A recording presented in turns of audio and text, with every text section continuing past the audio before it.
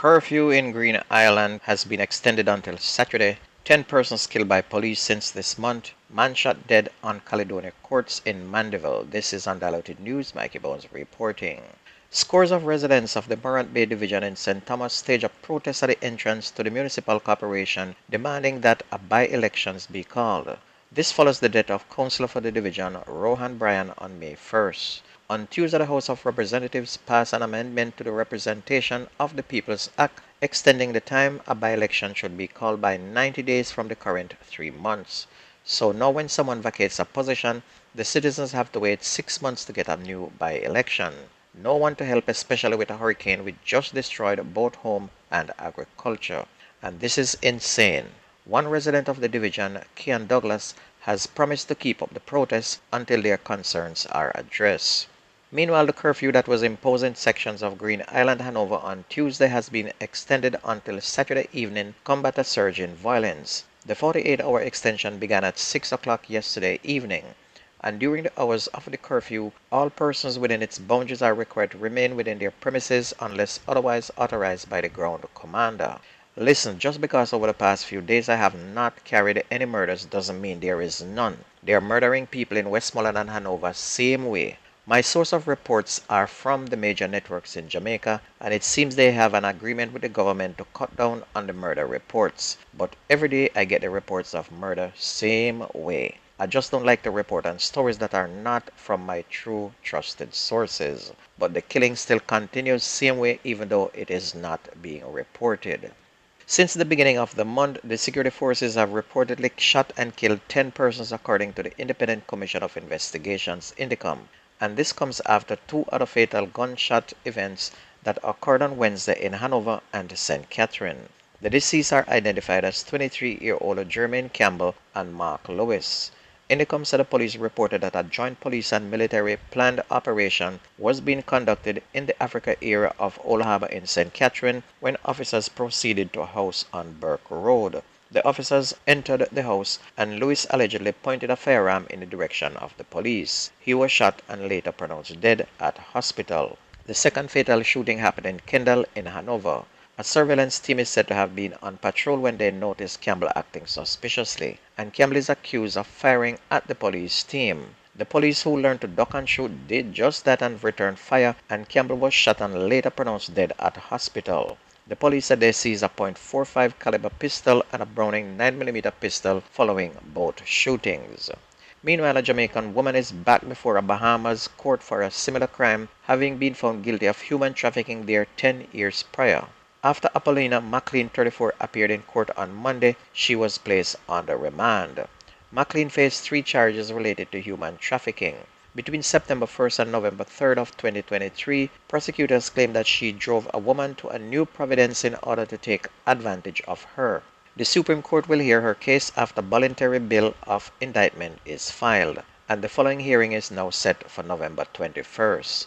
And McLean was found guilty in 2014 of forcing a Jamaican woman into prostitution, trafficking her, and withholding her documentation. She received a sentence of 3 years and 8 months. And one thing I found with the modern day criminals is the same crime that they go to jail for and serve time and get out is the same crime they do all over again. Look at who committing murders in Jamaica is the same ones the judge keep giving bail.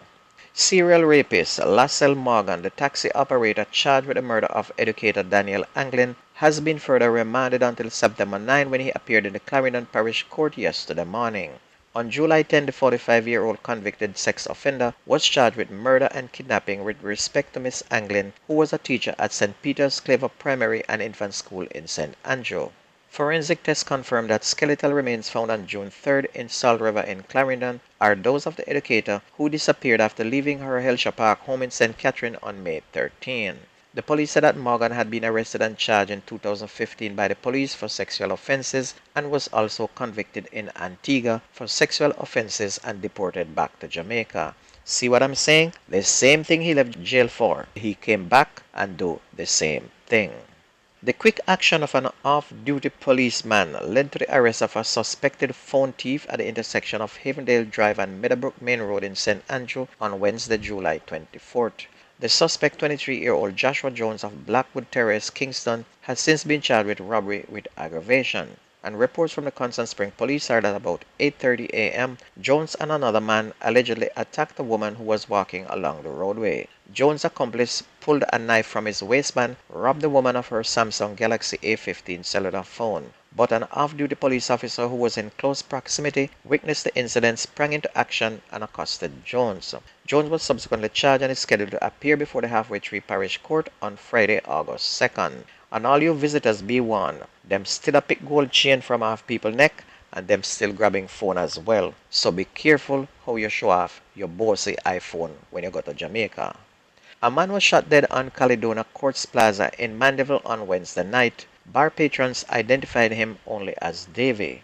Preliminary reports are that shortly before 11 p.m., armed assailants stormed the plaza, opened fire on the man in the vicinity of a bar. He reportedly collapsed on a staircase on the second floor of the plaza. And the incident also sent patrons from multiple bars at the location scampering for cover as gunshots rang out. And the area has been the scene of several shooting incidents over the years. A 19-year-old mechanic has been charged with the murder of a 17-year-old. Charges Robert Bailey, otherwise called Russian, of Penguin Key in Mapen in Clarendon. Reports are that between 4:30 p.m. and 8 p.m. on Wednesday, July 10, Ezra Manning, otherwise called Redman, was picked up in a black Honda Steam motorcar by Bailey and two other men. And it's alleged that they then made their way along a dirt track, exited the vehicle where Manning was shot in the head and his throat was also slashed. All three men then reportedly left the crime scene. On Thursday, July 11, about 7 a.m., Manning's body was discovered by residents who called the police. Bailey was then arrested on Sunday, July 21st during a police operation and subsequently charged. Preparations for his court date are now underway. And Bailey has also been charged with possession of a prohibited weapon and unauthorized possession of ammunition. On to sports. Well, the track and field part of the Olympics will begin this morning, but the results are not yet in. Meanwhile, Canada women's football team is being called a cheat after they were accused of flying a drone over rivals New Zealand while they were in training for the Olympics. Canada won the game 2-1 in the Olympics women's football competition yesterday. Canada's assistant coach Jasmine Mander and analyst Joey Lombardi were expelled from the games in Paris on Wednesday. Lombardi was also given a suspended 8-month prison sentence for flying the drone over the New Zealand training session in St. Etienne in the build-up to the match. FIFA has since opened disciplinary proceedings against Canada. Canada are defending their Olympic title in Paris after defeating Sweden to win gold in Tokyo 3 years ago.